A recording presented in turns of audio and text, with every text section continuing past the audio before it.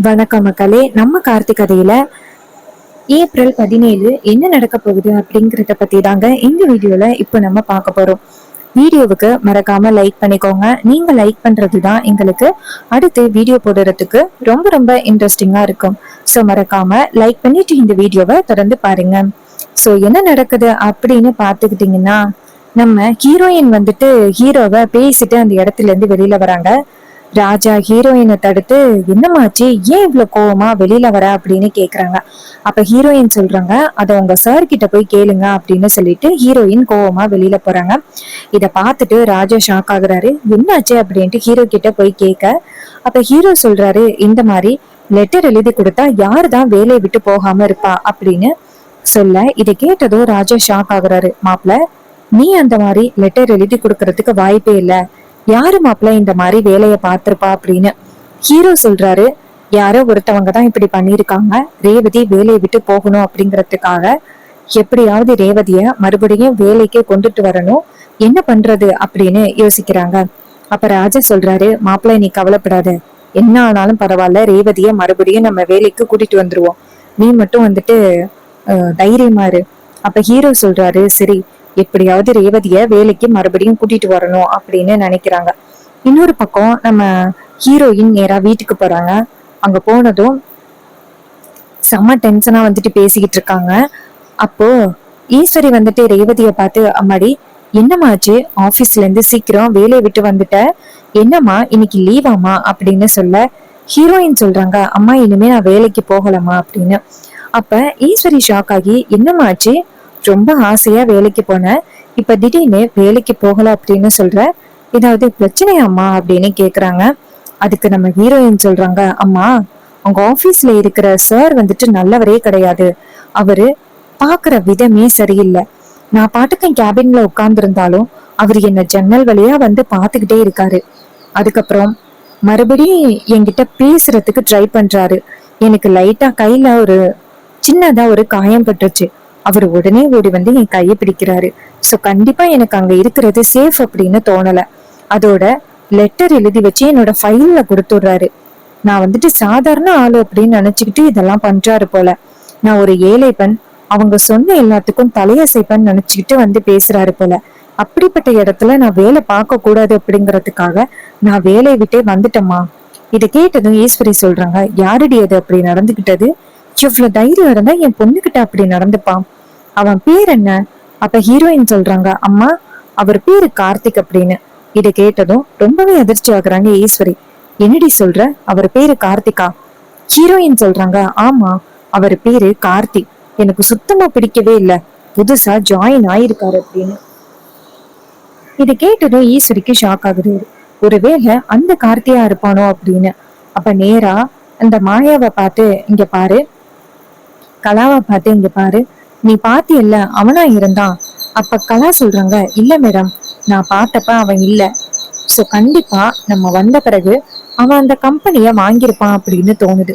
இதை கேட்டதும் ஈஸ்வரி சொல்றாங்க, ஆமா, கண்டிப்பா அவன் தான் அந்த கம்பெனிய வாங்கியிருக்கணும். அவன் ரொம்ப பணக்காரன் அப்படின்னு கேள்விப்பட்டேன். சோ அவன் தான் வாங்கியிருக்கிறதுக்கு வாய்ப்புகள் இருக்கு. அவன் எவ்வளவு தைரியம் இருந்தா இப்படி பண்ணுவான்? நான் விடமாட்டேன். நாளைக்கு போயிட்டு அவன் தான் அந்த ஆபீஸ்ல இருக்கானா அப்படின்னு நீ பாத்துட்டு வரணும். இதை கேட்டதும் வில்லியும் சரி அப்படிங்கிறாங்க. ஈஸ்வரி நேரா நம்ம ஹீரோயினை பார்த்து, இங்க பாருமா, நீ கவலைப்படாத, நான் பாத்துக்கிறேன். அதுக்கு ரேவதி சொல்றாங்க, அம்மா அதெல்லாம் தேவையே இல்லை.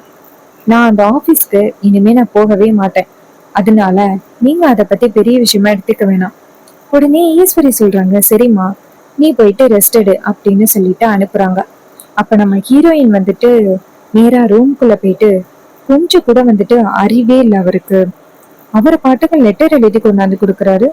இது எல்லாம் நம்ம சாதாரணமா எடுத்துப்போம் அப்படின்னு நினைச்சுக்கிட்டு இருக்காரு போல அப்படின்னு ஹீரோயின் ஹீரோவை பத்தி ரொம்ப தவறா நினைச்சுக்கிட்டு உட்கார்ந்துருக்காங்க.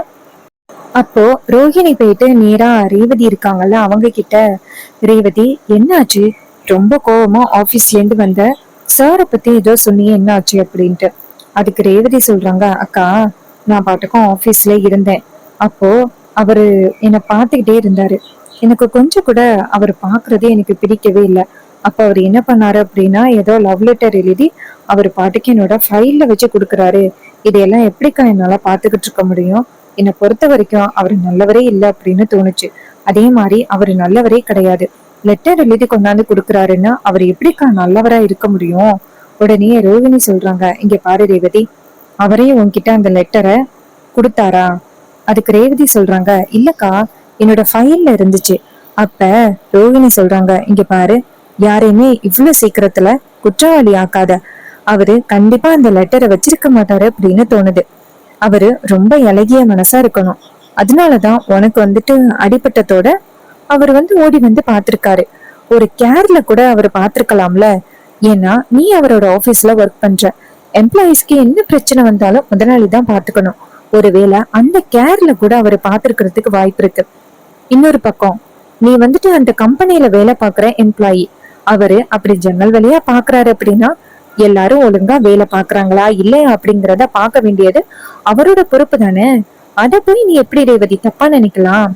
அப்ப ஹீரோயின் யோசிக்கிறாங்க, அக்கா சொல்றதுலயும் ஒரு விதத்துல நியாயம் இருக்கு அப்படின்னு. அப்போ இன்னொரு பக்கம் நம்ம வில்லி இருக்காங்கல்ல, அவங்க ஈஸ்வரிய பார்த்து, மேடம், நான் போய் பார்த்தப்ப அந்த ஆபீஸ்ல அவன் இல்ல, வேற ஒருத்தர் தான் இருந்தாரு. ஒருவேளை நான் போன பிறகு அந்த ஆபீஸ விலைக்கு வாங்கியிருப்பாங்களோ? அதுக்கு ஈஸ்வரி சொல்றாங்க, இங்க பாரு, நாளைக்கு நீ போய் ஆபீஸ பாத்துட்டு வா. ஒருவேளை அவன் அங்க இருந்தா ரேவதி ஆபீஸ்க்கு வேலைக்கே போக வேணாம், சரியா? கலா சொல்றாங்க, ஆமா மேடம், அங்க அவன் இருந்தா கண்டிப்பா ரேவதிக்கு பழைய ஞாபகங்கள் வரத்துக்கு வாய்ப்பு இருக்கு. சோ கண்டிப்பா நம்ம அனுமதிக்கவே கூடாது மேடம். ஈஸ்வரி சொல்றாங்க, சரி, நீ நாளைக்கு போயிட்டு வா அப்படின்னு சொல்ல கலாவும் சரி மேடம் அப்படிங்கிறாங்க. அதுக்கப்புறம் ஒரு நாள் காலை நம்ம ரேவதி வேலைக்கு போகல.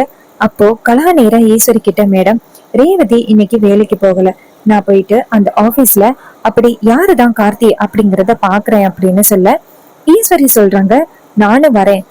ரேவதி ஆபீஸ்க்கு தான் போகல இல்ல, நான் போயிட்டு அப்படியே பாத்துட்டு வரேன் அப்படின்னு சொல்ல கலாவும் சரி வாங்க மேடம் அப்படின்னு ரெண்டு பேருமே சேர்ந்து ஆபீஸ்க்கு கிளம்புறாங்க. நேரம் ஆபீஸ் பக்கத்துல கொண்டு போய் காரை நிப்பாட்டி போட்டுட்டு ஆபீஸ்க்குள்ள வர பார்க்க செக்யூரிட்டி டக்குன்னு ரெண்டு பேரையும் நிப்பாட்டி, நீங்க ரெண்டு பேருமே யாரு, எதுக்கு வந்திருக்கீங்க அப்படின்னு கேக்குறாங்க. அப்ப ஈஸ்வரி சொல்றாங்க, சார், நான் பக்கத்து ஊர்ல ஒரு பெரிய பொறுப்புல இருக்கேன்.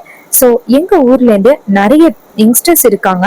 அவங்களுக்கு இங்க ஏதாவது வேலை ஆப்பர்ச்சுனிட்டி இருக்கா அப்படின்னு கேக்குறதுக்காக வந்திருக்கேன். உடனே அவரும், அப்படியே மேடம், சரி நீங்க போங்க அப்படின்னு சொல்ல ஈஸ்வரி அங்கேருந்து உள்ளார வராங்க. அப்ப ராஜா அந்த இடத்துல இல்ல. அப்ப ஈஸ்வரி அங்கேருந்து நேரா அந்த பிரியா கிட்ட, மேடம், சார் இருக்காங்களா, பாக்கலாமா அவங்க எம்டி அப்படின்னு சொல்ல பிரியாவும் பாக்கலாம் மேடம் அப்படின்னு சொல்ல உடனே ஈஸ்வரி நேரா கதவை திறந்துட்டு உள்ளார வராங்க. பார்த்தா நம்ம ஹீரோ இருக்காரு. அவரை பார்த்ததும் ஈஸ்வரிக்கு செம்ம ஷாக்கிங்கா இருக்கு. அப்ப ஈஸ்வரி சொல்றாங்க, ஏண்டா இப்படி சூழ்ச்சி முறையில என் பொண்ணை ஏமாத்தலாம் அப்படின்னு நீ ட்ரை பண்றியா?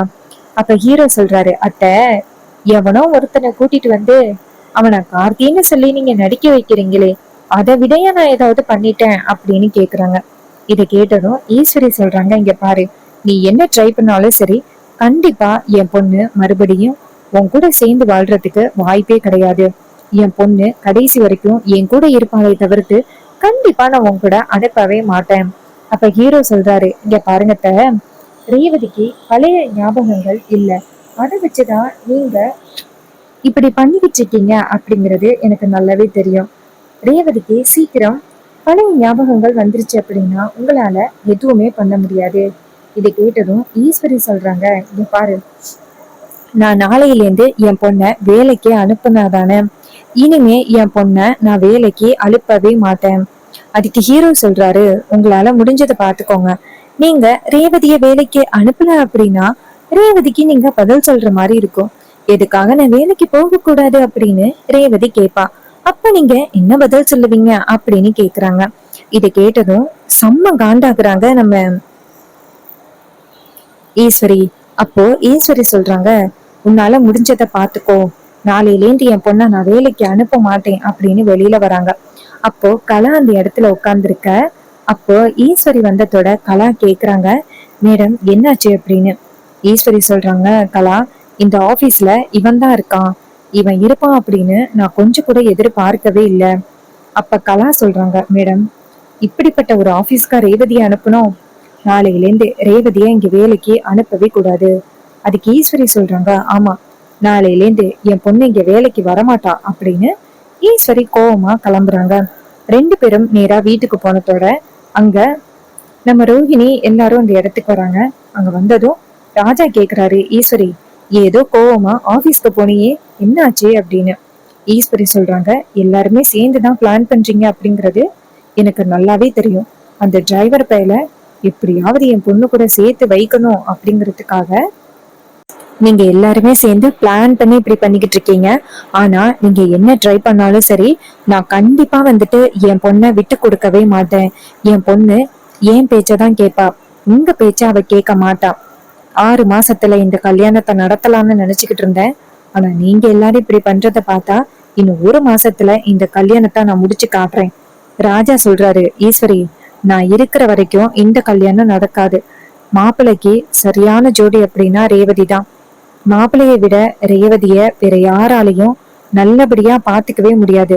ஆனா நீ தேவையில்லாத வேலையெல்லாம் பண்ணிக்கிட்டு இருக்க அப்படின்னு ஈஸ்வரி சொல்றாங்க, நான் வந்துட்டு என் பொண்ணுக்கு நல்ல வாழ்க்கைய, நிம்மதியான வாழ்க்கையை அமைச்சு கொடுக்கணும் அப்படின்னு தான் நான் இங்க முயற்சி பண்ணிக்கிட்டு இருக்கேன்.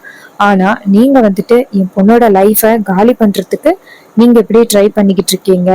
இதை கேட்டதும் அவரு சொல்றாரு, இங்க பாரு, நான் எப்பவுமே என் பொண்ணோட லைஃபுக்கு நல்ல விதமா தான் யோசிப்பேன். இந்த மாதிரி நான் யோசிக்க மாட்டேன் அப்படின்னு சொல்லிட்டு கோவமா பேசுறாங்க. இதையெல்லாம் கேட்டுட்டு ரொம்பவே கோவப்படுறாங்க நம்ம ராஜா. இவ எத்தனை தடவை இவகிட்ட சொன்னாலும் கொஞ்சம் கூட கேட்கவே மாட்டா போல அப்படின்னு. அப்ப ரோஹிணி நினைக்கிறாங்க, இதை இப்படியே விட்டுக்கிட்டு இருக்க கூடாது, நம்ம ரேவதி கிட்ட உண்மையை சொல்லி அவளுக்கு புரிய வைக்கணும் அப்படின்னு நினைக்கிறாங்க. இன்னொரு பக்கம் நம்ம ராஜா நினைக்கிறாரு, ரேவதிக்கு கண்டிப்பா இதனால எந்தவித ஆபத்தும் வரப்போறது இல்ல. கண்டிப்பா இதுக்கு மாறா ரேவதிக்கு நிம்மதியும் சந்தோஷமும் மட்டும்தான் கிடைக்க போகுது. பேசாப்ல நம்ம ரேவதி கிட்ட உண்மைய சொல்லிடலாம் அப்படின்னு அவரு நினைக்கிறாரு. இன்னொரு பக்கம் நம்ம கலா நேரா ஈஸ்வரி கிட்ட, மேடம் உங்ககிட்ட கொஞ்சம் பேசணும் வாங்கல அப்படின்னு நேரா மாடிக்கு போறாங்க. அங்க போனதும் அந்த ஈஸ்வரி கேக்குறாங்க, ஏன் கலா தனியா பேசணும் அப்படின்னு சொன்னா என்னாச்சு அப்படின்னு. கலா சொல்றாங்க, மேடம் நடக்கிறது எல்லாம் பாத்தீங்களா, இந்த வீட்டுல எல்லாருமே உங்களுக்கு எதிரா இருக்காங்க. எல்லாரும் எப்படி உங்ககிட்ட இருந்து ரேவதியை எப்படி பிரிச்சு அந்த டிரைவர் கூட சேர்த்து வைக்கணும் அப்படின்னு நினைக்கிறாங்க. பட் அவங்க நினைக்கிறது எதுவுமே நடக்க கூடாது. இப்போ என்ன மேடம் பண்றது? இந்த கல்யாணத்தை நம்ம 6 மாசம்லாம் டிலே பண்ணக்கூடாது. 1 மாசத்துக்குள்ள இந்த கல்யாணத்தை நம்ம நடத்துறதுக்காக முயற்சி பண்ணணும். என்ன மேடம் பண்றது? ஈஸ்வரி சொல்றாங்க, ஆமா நீ சொல்றது சரிதான், இன்னும் 1 மந்த்ல இந்த கல்யாணத்தை நான் முடிக்கணும் அப்படின்னு சொல்லிட்டு பேசுறாங்க. இன்னொரு பக்கம் கலாவும், சரிங்க மேடம், அதற்கான ஏற்பாடுகள் எல்லாத்தையுமே நான் பாத்துக்கிறேன். இந்த விஷயம் யாருக்கும் தெரியாம இந்த கல்யாணத்தை முடிச்சிடலாம் அப்படின்னு சொல்லிட்டு கலா வந்துட்டு நேரா அவங்க அண்ணனை போய் பாக்குறாங்க. அவரு நேரா அவங்க தங்கச்சிய பார்த்து, என்னாச்சு, கல்யாணத்துக்கான ஏற்பாடுகள் நடக்குதா இல்லையா அப்படின்னு. அதுக்கு கலா சொல்றாங்க, அண்ணன் கல்யாணத்துக்கான ஏற்பாடுகள் எல்லாமே சிறப்பா நடந்துகிட்டு இருக்கு, நீ கவலைப்படாத. அத்தையை எப்படியாவது ஏமாத்தி இந்த கல்யாணத்தை நடத்தி முடிச்சுட்டு ரேவதியோட பாதி சொத்துக்கள் எல்லாத்தையுமே நம்ம பேர்ல எழுதி வாங்கிடலாம். அத்தை கண்டிப்பா எல்லா சொத்தையும் ரேவதிக்கு தான் வச்சிருக்காங்க அப்படிங்கிறது தெரியும். அது எல்லாத்தையுமே வாங்கிக்கிட்டு நம்ம அத்தைக்கு ஒரு முடிவு கட்டிடலாம் அப்படின்னு சொல்லிட்டு பேசுறாங்க. இத கேட்டதும் அவரு சொல்றாரு, நம்ம இங்க வந்ததே சொத்துக்காக தானே அப்படின்னு சொல்லி பேசிக்கிட்டு இருக்காங்க. சோ இந்த கதை உங்களுக்கு பிடிச்சிருக்கா? இந்த கதை பிடிச்சிருந்துச்சுன்னா இந்த வீடியோவுக்கு மறக்காம லைக் பண்ணிக்கோங்க. நீங்க லைக் பண்றதுதான் எங்களுக்கு அடுத்த வீடியோ போடுறதுக்கு ரொம்ப ரொம்ப இன்ட்ரெஸ்டிங்கா இருக்கும். ஸோ மறக்காம லைக் பண்ணிட்டு இந்த வீடியோவை தொடர்ந்து பாருங்க. அண்ட் நம்ம கிட்ட ஹேர் கிளிப்ஸ் அண்ட் அக்சசரிஸ் வந்துட்டு அவைலபிளா இருக்கு அப்படின்னு உங்களுக்கு தெரியும். இந்த ஹேர் கிளிப்ஸ் அண்ட் அக்சசரிஸ் எல்லாமே டிஃப்ரெண்ட் கலர்ஸ் அண்ட் டிஃப்ரெண்ட் வெரைட்டிஸ்ல நம்ம கிட்ட அவைலபிளா இருக்கு. எல்லாமே ஜஸ்ட் 5 rupeesல இருந்து 10 rupees வரைக்கும் நம்ம கிட்ட அவைலபிளா இருக்கு. வேணும் அப்படின்னா சீக்கிரம் நீங்க ஆர்டர் பிளேஸ் பண்ணி பை பண்ணிக்கலாம். எப்படி பை பண்றது அப்படின்னு பாத்துக்கிட்டீங்கன்னா, கமெண்ட்ல ஹாய் அப்படின்னு மெசேஜ் பண்ணீங்கன்னா இந்த ப்ராடக்ட்டை எப்படி பை பண்றது அப்படிங்கறத பத்தி உங்ககிட்ட நான் சொல்லுவேன். இதே மாதிரி இன்னும் வேற ஏதாவது ஒரு கதையில பார்ப்போம். தேங்க்ஸ் ஃபார் வாட்சிங்.